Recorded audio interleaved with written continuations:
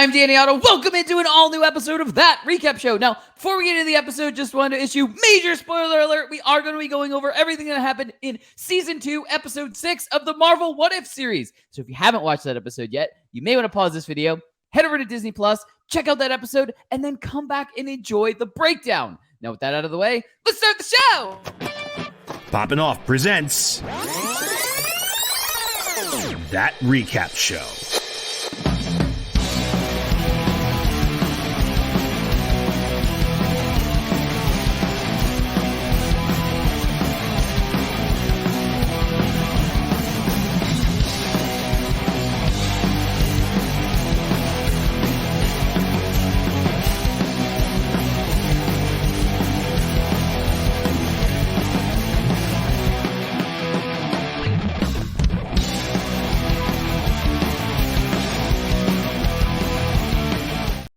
All right, journey with me to break down everything from Season 2, Episode 6 of the What If series. It's Johnny Rico!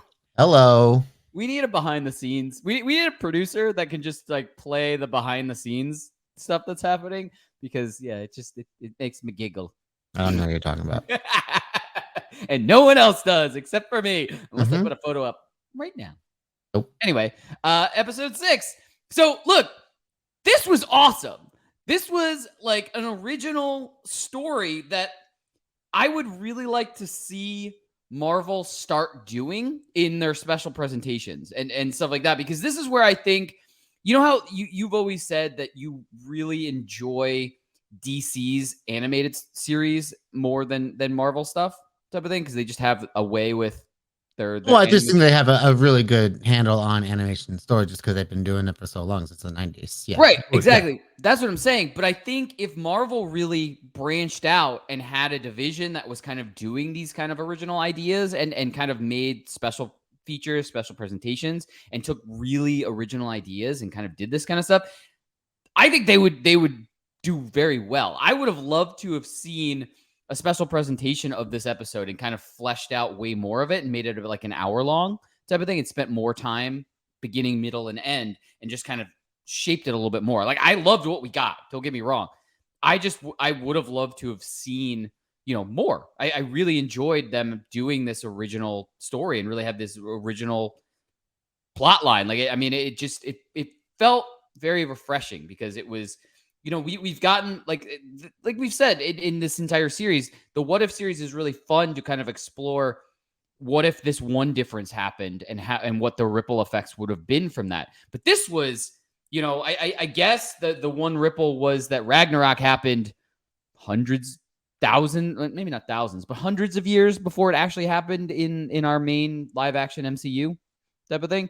But I just loved having this completely original, completely all characters were completely original except for Odin at the very, very beginning. I can't say enough how much I really enjoyed just having this original idea, this original plot line, this original episode in the middle of in the middle of the What If Season 2, basically. But Rico, what were some of your instant reactions from Episode 6? Yeah, my favorite thing to do is kind of look at like the event that kicks off the episode, right? And of course, we talked about with Odin and how Ragnarok came way earlier than he anticipated before he could even leave the tesseract on Norway, or I forget where New Asgard is now. Right. So kind of seeing how things would unfolded if that didn't happen was really interesting, because we're seeing things like probably what looks like the 1400s, the 1500s. It looks like, when the conquistadors and all that came to look over the land and all that. So it gives us a good timeline of when things are going down, and gives us like a fresh, like you said, a fresh original story with a new character too.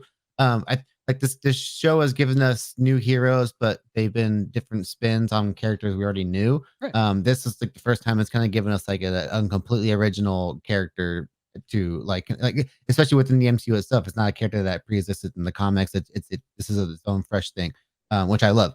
And I think Kahhori is a great new addition to the MCU, and I think going forward that she has a lot of potential for a good, not just in like her own story, right, but like just within the main MCU itself, because I think there's ways you can actually factor her into the main bigger picture going forward. Yeah, definitely. I totally agree with you. I mean, like, it was It's really cool. Like I mean, I know we're gonna get another kind of century piece with an upcoming title that's with the Avengers in what is it 1608 type of thing. So 1602, yeah. 1602. Sorry. But yeah, so like it's just really it's really cool because I feel like this title didn't give away anything about this episode.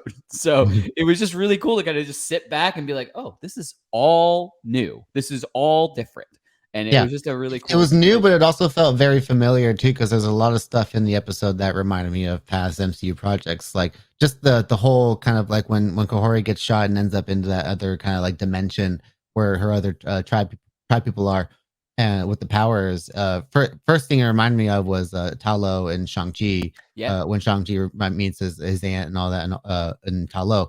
That's like my first kind of parallel that I thought of, and then of course at the end when they storm into the Queen's castle, the first thing that reminded me of was Black Panther: Wakanda Forever when they storm into the embassy, and kind of make their presence known there as well. So I thought those are two great little MCU parallels, and also kind of like two kind of good uh, properties that kind of to compare this to, because one that deals with kind of tribal aspects and cultural aspects and all that, and also deals with kind of like other dimensional and other powers that aren't really seen in the normal MCU world, right?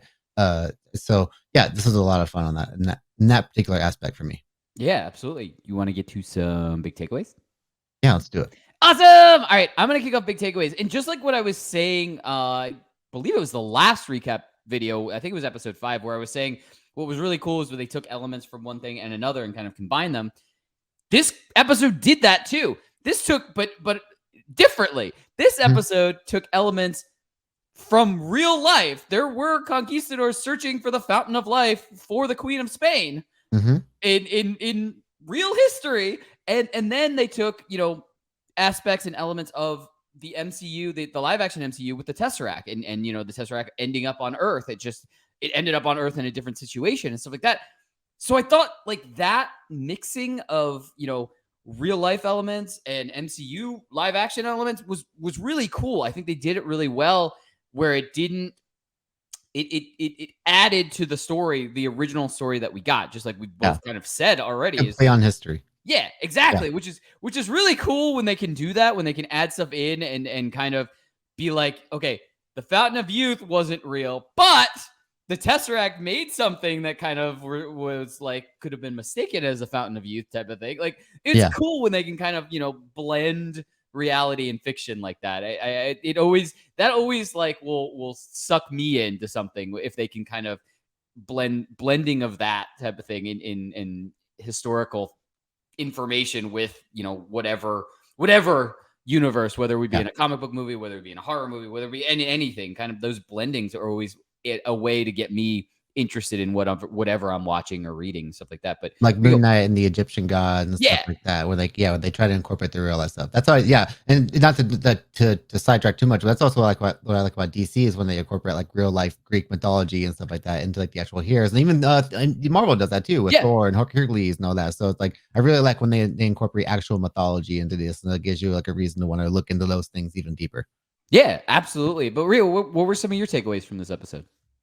Man, I thought this was such a really powerful episode. There's a lot of different things that I saw comparisons to, where like whether it was kind of like Avatar-y a little bit, or even like I said before, Shang-Chi, and of course Black Panther: Wakanda Forever, just the way it just plays on cultural stuff and tribal storytelling and all that. But one of the things I was watching during this, I had a brief moment in this episode where I thought Kahhori was gonna like actually kind of go corrupt for a little bit, and it's Mm-hmm. when the conquistadors kind of make their way over to the into that through that portal and attack them for the first time, where they're like, "What are you doing? Like, we got to go help our people on the other side, and you guys are just kind of choosing to stay here and live comfortably." And I thought that for a moment there, it was gonna kind of drive her mad, and it would have been a good way to kind of like almost make her a driving force until like later on in the season. Like, ooh, she's become so powerful that, but she's this new threat that we have to look out for, right? And maybe it's also from the first season of What If, where we had a lot of episodes that really ended on like a sour note, and I feel like we just didn't. This season we've got a lot of like really happy endings, I think, and so Yeah, it's kind of a good like a big flip flop from season to season. But I was really glad in the end that she used her powers for good, and that not only that, but her own people like saw like the error of their own ways and then came in to help her. It made it for a really great moment at the end there too. A great visual moment too when the conquistador looks out and he sees all the eyes, the blue eyes out in Yeah. the woods. That was just like super creepy stuff. Another great shot in the episode is when Kahhori opens the portal, when she brings the portal out from the sky and then brings it behind her, and Yeah. her standing in front of it. That's like you're kind of like your mother. I was like, oh man, she's gonna like take her powers and do some pretty gnarly stuff with it. And then of course she ends up needing help. And she gets help from more people at the end, and it works out for in her favor. And like the what the Watcher says about like that's what makes a hero not want to stop after their first good deed. And so I was like, yeah, that was a really cool little message they had there at the end. I really enjoyed this episode. Yeah, and just like you were saying, I kind of had the same worry at that moment before Yeah. she went back to, I guess regular Earth. But I like that not only did we get the rest where we saw that they had to work together and stuff like that, but I also like that we got the continuation of that when they go to Spain and she Mhm. says we can offer you peace type of thing, like showing that she's not like being Yeah. corrupted by it. There is no like they're not just like appearing there to flex and be Very like, like Wonder Woman, like Themyscira-esque almost, I would say. Like, you gotta stop living away from like the normal society, and you gotta bring it into like the normal way. You gotta help out right, these people over here. Except it's like, what if the Themyscira actually like became one with the actual people? yeah, yeah, That's right. absolutely. Yeah, I was like, it was really cool. You want to get to some predictions? Yeah, let's do it. Awesome. All right, why don't you kick off predictions? Okay. So I got one thing here and then the rundown, but I also got another thing I was thinking of before. So Ooh. this the end of the episode gave us a pretty much another tease like the last episode. But this time we get the return to Strange Supreme, which I thought was really cool. Like as soon as you hear like that Doctor Strange music, it is like, oh, here we go. We're getting some strange. Like, and I find this version of Doctor Strange to be really fascinating just because he's such a tragic character. And I think there's a lot to be explored there, and I'm very interested to see what his plans with Kahhori are. So like just the fact that he's like, I've been looking for you for a long time. Like she hasn't had these powers very long. How long you been looking for? Yep. So yeah, I'm very excited to see where that's going to end up like going later on in the season, hopefully. And then also like thinking when it comes to Kahori's place in the MCU going forward, I feel like Secret Wars is a good way to bring a character like her into live action, and that would be a fantastic way to kind of bring because she can't be a character that's just through what if. I think you got to find some way to incorporate her into live action at some point. And yeah, I think that would be honestly a perfect way. Like, get America Chavez over there to open up a portal into her dimension and bring her over here. You know? Yeah. Yeah. I mean, we have the ability. Yeah, Yeah. exactly. We have the ability to bring any of these characters into live action if we want to, just through her. So it's yeah, Yeah. that's really cool. And look, I am very there's so many questions about Strange Supreme because there were all these predictions after season 1 of What If moving into, Multiverse of Madness that maybe we were going to see Strange Supreme, crossover from cartoon or animation to live action there. We thought like we were going to Right. see him there at some point. But the way that season 1 ended, he was locked into something, holding Ultron and Killmonger, I think, right? right, right, Yeah. right. And so he had to stay there. So I'm so confused at how we got to him just being able to freely Yeah. portal Why is he not places. watching them anymore?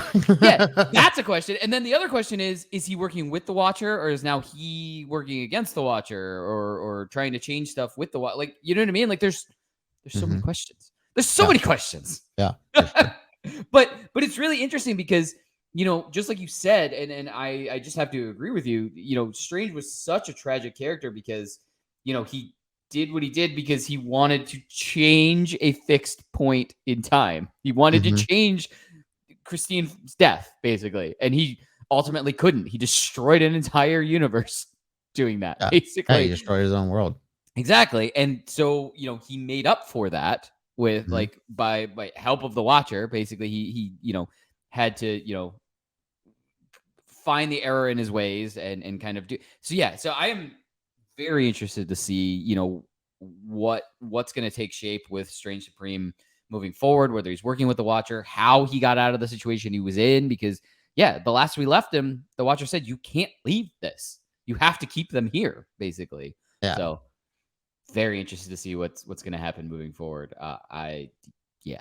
We got a lot of powerful beings at play here with Kahhori. We got Scarlet Witch in the last episode. Now we have Strange Supreme back in the mix. So there's a lot. We don't know who factors in the what, and there's a lot of there's definitely a lot of questions that need to be answered.